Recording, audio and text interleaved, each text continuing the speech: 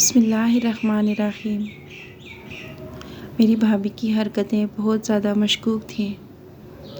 ایک رات بھابھی نے ہم سب کو کھانے میں نیند کی دوا ملا کر دی۔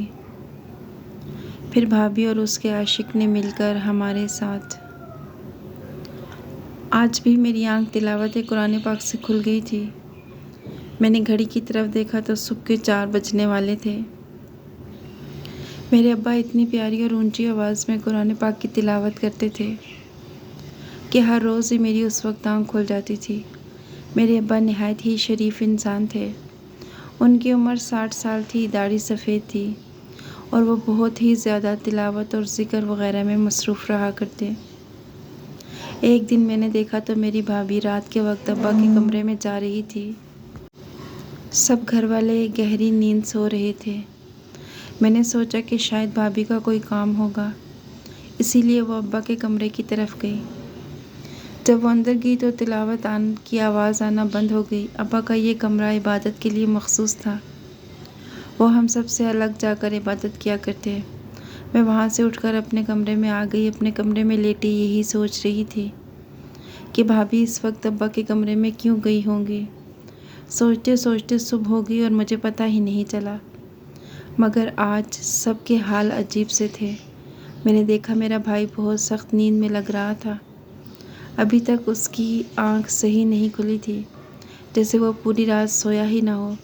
میں نے جب بھیا سے پوچھا کہ آپ نے نیند پوری نہیں کی، تب وہ کہنے لگے، میں تو ساری رات گہری نیند سویا ہوں۔ میں نے بھابھی کی طرف دیکھا تو وہ بہت خوش تھی۔ پھر بھابھی کہنے لگی کہ وہ 1 ہفتے کے لیے اپنے میکے جانا چاہتی ہے۔ بھابھی کی بات سن کر بھائی نے اسے بیزاری سے دیکھا اور بولا، میرے پاس ٹائم نہیں، تم خود چلی جاؤ، مجھے نیند آ رہی ہے۔ میرے ابا بھی بھابھی کو ناراضگی بھری نظر سے دیکھ رہے تھے، مگر منہ سے کچھ نہیں بولے تھے۔ حسب معمول میں بھی خاموش رہی۔ تھوڑی ہی دیر کے بعد بھابھی نے اپنا سامان پیک کیا اور کہنے لگی، مجھے اپنی اماں کے گھر جانا ہے۔ سلیم، اگر آپ لے جا سکتے ہیں تو لے چلیں، ورنہ میں اکیلی ہی چلی جاؤں گی۔ سلیم بھائی نے بھابھی کی بات کا جواب دینے کی بجائے اپنا رخ کمرے کی طرف کر لیا۔ میں ان کے پیچھے پیچھے گئی۔ میں نے دیکھا وہ بیڈ پر اوندھے منہ سو رہے تھے۔ بھابھی نے اپنا بیگ اٹھایا اور اپنی ماں کے گھر چلی گئی۔ ان کے جانے کے بعد ابا پھر سے اپنی عبادت والے کمرے میں چلے گئے تھے، حالانکہ اس کمرے میں وہ صرف رات کے وقت جایا کرتے تھے۔ میں نے اماں کے کمرے میں آ کر دیکھا تو وہ بھی جائے نماز پر بیٹھی ذکر کر رہی تھی۔ یہ بات دونوں کے لیے بہت ہی پریشان کن تھی، کیونکہ دن کے وقت وہ ایسا کبھی نہیں کیا کرتے تھے، سوائے اس کے کہ کوئی بہت بڑی پریشانی ہو۔ اماں نے مجھے کہا کہ تم کچن میں جا کر آج کے لیے کوئی سبزی بنا دو۔ میں تھوڑی ہی دیر میں سبزی بنا کر فارغ ہو گئی تھی۔ یہ شام 4 بجے کی بات ہے۔ جب گھر کے دروازے پر دستک ہونے لگی، میں نے دروازہ کھولا تو سامنے میری بھابھی کھڑی تھی۔ میں نے پوچھا، بھابھی خیر ہے، آپ واپس کیوں آ گئیں؟ آپ تو 1 ہفتے کے لیے رہنے گئی تھی۔ بھابھی نے میری طرف دیکھا تو غصے سے بولی، کیوں میں واپس نہیں آ سکتی کیا؟ بھابھی بہت پریشان لگ رہی تھی۔ میں نے بھابھی کو پریشان دیکھا تو پوچھ ہی لیا، کیا بات ہے بھابھی؟ آپ مجھے اپنی پریشانی نہیں بتائیں گی؟ تب بھابھی ایک دم سے پھٹ پڑی، کہنے لگی کہ تمہارے باپ کو تو پتہ ہے نا میری پریشانی، پتہ نہیں یہاں پر کوئی بولتا کیوں نہیں۔ اب میں تمہیں بھی کوئی بات بتاؤں گی تو تم بھی میری نہیں سنو گی، بلکہ تم اپنے باپ کی حمایت کرو گی۔ یہ کہہ کر بھابھی اپنے کمرے میں چلی گئی اور میں ہکا بکا دیکھتی رہ گئی۔ آخر اس گھر میں کیا ہو رہا ہے؟ کافی دیر گزر گئی تو میں نے سوچا جا کر ابا سے بات کروں گی، لیکن ابا اپنے حجرے میں یوں بند ہو کر رہ گئے تھے جیسے انہیں کسی سانپ نے سونگھ لیا ہو۔ شام کو انہوں نے حجرے سے پیغام دیا کہ مجھے رات کا کھانا حجرے میں ہی دیا جائے۔ یہ بات واقعی حیران کن تھی۔ خیر اماں نے مجھے کھانا دے دیا۔ میں نے کھانا جا کر ابا کے کمرے میں رکھ دیا۔ اس وقت ابا اپنے کمرے کے ساتھ موجود غسل خانے میں تھے۔ سامنے مصلے پر قرآن پاک پڑا ہوا تھا، جسے دیکھ کر معلوم ہوتا تھا کہ ابا ابھی بھی تلاوت ہی کر رہے تھے۔ جب ابا باہر آئے تو میں نے بھابھی والی بات انہیں بتا دی۔ ابا میری بات سن کر مسکرائے اور بولے، جا کر اپنی بھابھی سے کہو کہ وہ آ کر مجھ سے دم کروا لے، اسے میرے حجرے میں بھیجو۔ میں نے یہ بات جا کر اپنی بھابھی کو بتائی تو بھابھی نے ناگواری سے مجھے دیکھا، پھر کہنے لگی، میں رات کو جاؤں گی، رات کو ابا عشاء کی نماز پڑھ کر آئے تو بھابھی انہیں دیکھ رہی تھی۔ ابا اپنے کمرے میں گئے تو بھابھی بھی ان کے پیچھے چلی گئی۔ انہیں ابا کے کمرے میں تقریباً 15 سے 20 منٹ گزر چکے تھے۔ مجھے یہ بات عجیب لگی کہ وہ اتنی دیر سے وہاں کیا کر رہی ہیں۔ تقریباً آدھا گھنٹہ مزید گزرا تھا کہ میرے ابا کے کمرے سے بھابھی کی چیخوں کی آواز سنائی دی۔ میں حیران ہو گئی۔ پہلے مجھے لگا کہ یہ میرا وہم ہے، لیکن پھر بھابھی کی چیخ و پکار بڑھتی ہی گئی۔ ہم لوگ ابا کے کمرے کی طرف بڑھے تو وہاں پر میری بھابھی عجیب و غریب حالت میں نیچے فرش پر ایسے پڑی تھی جیسے کسی نے اس پر ظلم و تشدد کر دیا ہو اور وہ کافی دیر سے تڑپ رہی ہو۔ بھائی پر نظر پڑتے ہی فوراً اٹھ کھڑی ہوئی اور بھائی کے سینے سے لگ کر رونے لگی۔ کہنے لگی، مجھے بچا لو، خدا کے لیے اس درندے سے بچا لو۔ یہ بہت برا شخص ہے، اس کے اندر ہوس بھری ہے۔ یہ مجھے بیٹی کی نظر سے نہیں بلکہ بری نظر سے دیکھتا ہے۔ میں تو بھابھی کے منہ کی طرف دیکھتی رہ گئی۔ ارے دیکھ کیا رہے ہو؟ سمجھ نہیں آ رہا اس کمرے کا ماحول کیا بنا ہوا ہے؟ تمہارا باپ میری عزت پر حملہ کرنے کی کوشش کر رہا تھا۔ مجھے دم کرنے کے بہانے اس نے اپنے کمرے میں بلایا تھا اور یہاں پر میرے ساتھ دست درازی کرنے لگا۔ میں تو انہیں باپ کی جگہ مانتی تھی۔ ابھی بھابھی یہ باتیں کر ہی رہی تھی کہ ابا کمرے سے باہر جانے لگے۔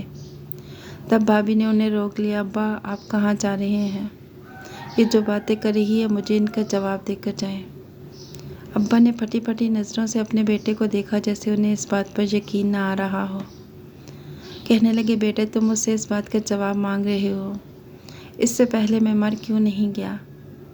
ابا، میں نے جو بات کی ہے اس کا جواب دیں۔ بھائی نے بڑی سختی سے ابا کو اپنے بازو میں جکڑ رکھا تھا جیسے کہ وہ انہیں مجرم مان رہا ہو۔ مجھے اپنے بھائی کی یہ حرکت بہت بری لگی تھی۔ میں سوچ بھی نہیں سکتی تھی کہ ابا اتنی گری ہوئی حرکت کریں گے، لیکن پتہ نہیں کیوں حالات ہی ایسے بن گئے تھے کہ ہم سب ابا پر شک کرنے لگے تھے۔ حالانکہ ابا ایسے نہیں تھے۔ وہ بھیا کی بات پر اچانک سے امی بول پڑی۔ وہ کہنے لگی، میں اپنے شوہر کو اچھے سے جانتی ہوں۔ میں نے آپ کے ساتھ زندگی کے 40 سال گزارے ہیں، آپ ایسا نہیں کر سکتے۔ میرے ابا اماں کی بات سن کر وہیں بیٹھ گئے، جبکہ بھائی اپنی بیوی کو لے کر کمرے سے باہر آ گیا۔ میں نے دیکھا تو بھائی اپنی بیوی سے وعدے اور قسمیں نبھا رہا تھا، جبکہ بھابھی منہ بھر بھر کر میرے ابا پر الزام لگا رہی تھی۔ بھابھی کہنے لگی، مجھے جلدی اس گھر سے دور لے جاؤ تاکہ ہم لوگ الگ رہ سکیں۔ میں اپنے کمرے میں آ گئی تھی، مگر صبح ہم پر ایک اور قیامت آنے والی تھی۔ ابا ناشتے پر نہیں آئے۔ اماں نے مجھ سے پوچھا کہ تم جا کر انہیں جگا کر لے آؤ۔ بھائی کہنے لگا، وہ کس منہ سے ہمارے سامنے آ کر بیٹھیں گے؟ بھائی کی بات سن کر مجھے بہت برا لگا۔ میں جلدی سے ابا کے کمرے میں گئی تو وہ کمرے کا دروازہ نہیں کھول رہے تھے۔ میں نے آ کر بھیا کو بتایا۔ امی اور بھیا پریشان ہو گئے۔ ہم نے بڑی مشکل سے دروازہ کھولا تو ابا جیسے آخری سانسیں لے رہے تھے۔ ان کے چہرے پر ٹھنڈے پسینے تھے اور آنکھیں بے نور ہو چکی تھیں۔ ہم فوراً سے ابا کو ہسپتال لے گئے، مگر ڈاکٹرز نے بتایا کہ ابا کو ہارٹ اٹیک آیا ہے۔ ان کو کوئی بہت بڑا صدمہ پہنچا ہے۔ میرے ابا ہارٹ اٹیک سہ نہیں پائے تھے اور اس دنیا سے چلے گئے۔ ابا کی موت نے ہم سب کو ہلا کر رکھ دیا۔ بھائی نے تو سوچا بھی نہیں تھا کہ ان کا والد اتنی جلدی انہیں چھوڑ کر چلا جائے گا، جس باپ پر اس نے اتنا گھناؤنا اور گندا الزام لگایا تھا۔ اس کی صفائی دینے سے پہلے اس کا باپ اس دنیا سے چلا گیا۔ اب بھائی کو احساس تو ہو چکا تھا کہ اس نے جو بھی کیا غلط کیا تھا۔ اسی وجہ سے وہ ابا کے جنازے پر بہت سخت رو رہا تھا۔ اس کی آنکھوں میں آنسو تھے اور لگتا تھا جیسے وہ خود تو کبھی معاف نہیں کر پائے گا۔ ہر بار یہی کہتا کہ یہ سب کچھ میری بیوی کی وجہ سے ہوا ہے۔ وہ میرے ابا کی قاتل ہے، اسے بلاؤ، وہ کہاں ہے؟ بھابھی کہیں نظر نہیں آ رہی تھی۔ آخری بار تب ملی تھی جب ہم لوگ ابا کو ہسپتال لے کر جا رہے تھے۔ اس نے مجھے سفید رنگ کی شال لا کر دی تھی۔ اس کے بعد وہ مجھے کہیں نظر نہیں آئی۔ میں نے اماں سے پوچھا تو کہنے لگی، خدا غارق کرے اسے، وہ جہاں گئی ہے دفع ہونے دو، اب اس کا نام مت لینا۔ اماں کی آنکھوں میں اپنی بہو کے لیے غصہ تھا، جبکہ بھائی بھی اپنی بیوی سے ناراض تھا۔ ہم لوگ اپنے ابا کے جنازے کے کفن دفن میں لگے ہوئے تھے۔ سب لوگوں نے ہم سے پوچھا کہ آپ کے ابا کیسے اتنی جلدی اللہ کو پیارے ہو گئے۔ ہم انہیں کیا بتاتے کہ ابا کو کیا صدمہ پہنچا تھا، لیکن بھابھی کی گمشدگی اب ہمیں کھٹک رہی تھی اور پریشان کر رہی تھی۔ سب لوگ بھابھی کا پوچھ رہے تھے کہ آپ کی بہو کہاں گئی ہے۔ اماں نے مجھ سے پوچھا اور میں نے اماں سے پوچھا، ہم میں سے کسی کو نہیں پتہ تھا۔ بھابھی کی ماں بھی اپنی بیٹی سے ناراض لگتی تھی، لیکن ہمارے سامنے بھرم رکھا ہوا تھا اور بیٹی کے خلاف کوئی بات نہیں کی تھی، لیکن وہ بھی پریشان ہو چکی تھی۔ ابا کی تدفین ہو گئی تو سب مہمان گھروں کو جا چکے تھے، لیکن بھابھی صبح سے غائب تھی۔ میرے دل میں خیال آیا کیوں نہ میں ابا کے کمرے میں جاؤں اور ان کی یادیں تازہ کر لوں، ان کے کمرے کو دیکھوں، ان کی استعمال شدہ چیزوں کو کہیں صدقہ کر دوں تاکہ ابا کی روح کو سکون ملے۔ لیکن جیسے ہی میں اندر گئی، سامنے زمین پر میری بھابھی لیٹی تھی اور درد سے چیخ رہی تھی۔ میں بھاگ کر سب کو بلا لائی۔ میری بھابھی رو رہی تھی اور کہہ رہی تھی، خدا کے لیے مجھے بچا لو، مجھے یہاں سے باہر مت لے جاؤ، مجھے اپنے کیے کی سزا مل گئی۔ بھائی نے بھابھی سے کہا کہ تم نے ہم سب کو پریشان کر رکھا ہے، سب مہمان تم سے ملنا چاہتے ہیں۔ ہم نے بھابھی کو باہر آنے کے لیے کہا تو وہ اللہ کے واسطے دینے لگی کہ مجھے میرے حال پر چھوڑ دو۔ بھائی نے زبردستی اٹھانے کی کوشش کی تو بھابھی نے ذرا بھی حرکت نہ کی۔ بھائی نے جب اسے غصے سے کہا کہ اٹھ کر کھڑی ہو جاؤ، کیوں بچوں کی طرح زمین پر لیٹی ہو، تب بھابھی نے بتایا کہ اس سے کھڑا نہیں ہوا جا رہا، اس کے نیچے والے حصے نے کام کرنا چھوڑ دیا ہے۔ بھابھی کی بات سن کر ہم سب کا دماغ چکرا کر رہ گیا۔ میں تو سوچ بھی نہیں سکتی تھی کہ بھابھی اتنی جلدی اللہ کی پکڑ میں آ جائے گی۔ میری بھابھی نے جو کچھ میرے ابا کے ساتھ کیا وہ بہت ہی برا تھا۔ بھابھی سے امی نے کہا، تم جا کر اپنے شوہر کے کمرے میں رہو، یہاں سے نکلو، یہ میرے شوہر کا کمرہ ہے۔ اماں نے انہیں نکال تو دیا تھا، بھیا انہیں اٹھا کر اپنے کمرے میں لے گئے۔ اگلے روز بھیا بھابھی کو ڈاکٹر کے پاس لے گئے۔ ڈاکٹر نے بھابھی کے بہت سے ٹیسٹ کیے، مگر سبھی ٹیسٹ بالکل ٹھیک تھے۔ اب بھیا روز بھابھی کو ایک نئے ڈاکٹر کے پاس لے جاتے، مگر کسی ڈاکٹر کو بھی بھابھی کے مرض کا پتہ نہیں چلتا تھا۔ سب کا کہنا تھا کہ اب یہ ساری زندگی ایسے ہی چارپائی پر پڑی رہیں گی، ان کا کوئی علاج نہیں۔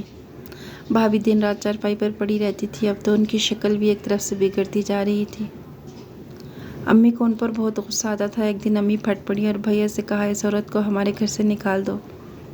امی بھابھی کو کہنے لگی، تم نے اس گھر کو تباہ کر دیا ہے، خدا کے لیے اب ہمارا پیچھا چھوڑ دو۔ اماں نے یہ بات بول تو دی تھی، لیکن اگلے ہی لمحے امی کا دل چونک گیا۔ بھیا نے بتایا کہ بھابھی اب اکیلی نہیں تھی، اس کے وجود میں ایک اور وجود بھی پل رہا تھا جو کہ انہی کی اولاد تھا، یعنی کہ بھابھی ماں بننے والی تھی۔ اماں سر پکڑ کر رہ گئی، اللہ تو نے ہمیں کس آزمائش میں ڈال دیا۔ اماں کی پریشانی دیکھنے والی تھی، پھر بھی وہ اپنی بہو کے لیے راستہ صاف کرنا چاہتی تھی۔ انہوں نے اپنی بہو سے کہہ دیا کہ تم اپنے کمرے میں رہنا، باہر مت آنا۔ میں جا کر اپنے شوہر کی قبر پر دعا مانگوں گی، اس سے معافی مانگوں گی۔ تم نے اللہ کے اس نیک بندے پر جو گھناؤنا الزام لگایا تھا، یہ سب اسی کا نتیجہ ہے۔ تمہیں اللہ کی طرف سے سزا ملی ہے۔ بھابھی نے امی کی کسی بات کا جواب نہیں دیا، اور دیتی بھی کیوں، وہ قصوروار تھی اور اسے اس کے کیے کی سزا مل رہی تھی۔ اماں نے جا کر اپنے شوہر کی قبر پر معافی مانگی، مگر قصور تو ان کا نہیں تھا۔ بھابھی کی شکل بگڑ چکی تھی، اس کی آنکھوں کا رخ ایسے پھیر گیا تھا جیسے انسان کی نہیں حیوان کی ہوں، اور نیچے والا حصہ ختم ہو چکا تھا۔ یہ دیکھ کر ہمیں خوف محسوس ہوتا تھا۔ اماں کی دعا کرنے سے کچھ بھی نہ ہوا تھا۔ ہم لوگ ایک عالم دین کے پاس گئے، انہوں نے بھابھی کو دیکھا تو یہ حالت دیکھ کر کہنے لگے، بیٹا اس کا ایک ہی حل ہے، تم نے جو بھی کیا ہے ساری مخلوق کو اکٹھا کر کے بتانا ہوگا۔ ساری مخلوق کو ہم کیسے اکٹھا کریں گے؟ بھائی نے کہا تو وہ بولے، میرا مطلب ہے اس گاؤں میں جتنے بھی لوگ ہیں سب کو اکٹھا کرنا ہوگا اور ان کے سامنے اپنا اعتراف جرم کرنا ہوگا، اور پھر رو رو کر اللہ سے معافی مانگنی ہوگی۔ ہمیں تو لگا تھا کہ بھابھی نے صرف ابا پر الزام لگایا تھا، مگر مولوی صاحب نے جب بتایا کہ اور بھی کچھ چیزیں ہیں جن کی وجہ سے آپ کے ابا کا دل دکھا ہے، اگر یہ عورت سب کے سامنے نہیں بتائے گی تو اس کی شکل زندگی بھر یوں ہی رہے گی۔ مولوی صاحب نے استخارہ کر کے ہمیں بات تو بتا دی تھی، پر بھابھی کے لیے اس سب پر عمل کرنا بہت مشکل تھا۔ بالآخر اس نے ہمت کر لی، کیونکہ وہ بہت اذیت میں تھی۔ اس نے پورے گاؤں کے لوگوں کے سامنے بتایا کہ وہ شادی کے بعد بھی ایک لڑکے سے ملا کرتی تھی جو اس کا پرانا عاشق تھا، اور اس کے پیٹ میں جو بچہ ہے وہ اسی کا ہے۔ انہوں نے بھائی کو دھوکہ دیا۔ ایک دن میرے ابا نے بھابھی کو اپنے عاشق کے ساتھ پکڑ لیا تھا۔ اب بھابھی کو ڈر تھا کہ وہ اپنے بیٹے کو سچائی بتا کر بھابھی کو طلاق دلوا دیں گے، مگر ابا نے ایسا نہیں کیا۔ وہ ہر وقت اسی وجہ سے پریشان رہتے تھے، مگر بھابھی کو رات کو اٹھ کر ابا کے کمرے میں جاتی اور اپنے کیے کی معافی مانگتی۔ ابا نے انہیں کہا تھا کہ تم اللہ سے معافی مانگو اور توبہ کر لو، پھر ایسا کام کبھی نہیں کرو گی۔ मैं मरते दम तक किसी को नहीं बताऊंगा। भाभी को फिर भी डर लगा रहता था कि अब्बा भी तो चुप हैं, अगर किसी दिन उन्होंने भाई को ये सच्चाई बता दी तो क्या होगा। तभी उन्होंने अब्बा पर इल्ज़ाम लगा दिया ताकि बाद में भाभी की सच्चाई अगर अब्बा बताएं तो कोई भी उन पर यकीन ना करे। इसके बाद भाभी ज़ोर ज़ोर से रोने लगी। भैया ने जब भाभी के आशिक को सुना उसी वक्त भाभी को तलाक दे दी। भाभी रोती चीखती चिल्लाती रही मगर अब भैया को उस पर तरस नहीं आया। भाभी की माँ भी उससे तंग आ चुकी थी।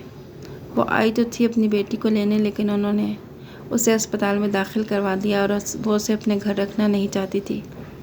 आज इस बात को 2 साल गुजर गए हैं। भाभी को मज़ीद बीमारियां लग गई हैं जिसकी वजह से उसकी मौत हो गई थी। मेरे भाई ने दूसरी शादी कर ली थी। आज हमारे हालात अच्छे हो गए हैं। मेरे अब्बा के साथ भाभी ने जो कुछ किया था उसे उसके किए की सज़ा मिल गई थी। आपको वीडियो पसंद आई तो लाइक और शेयर कीजिएगा। अल्लाह हाफिज़।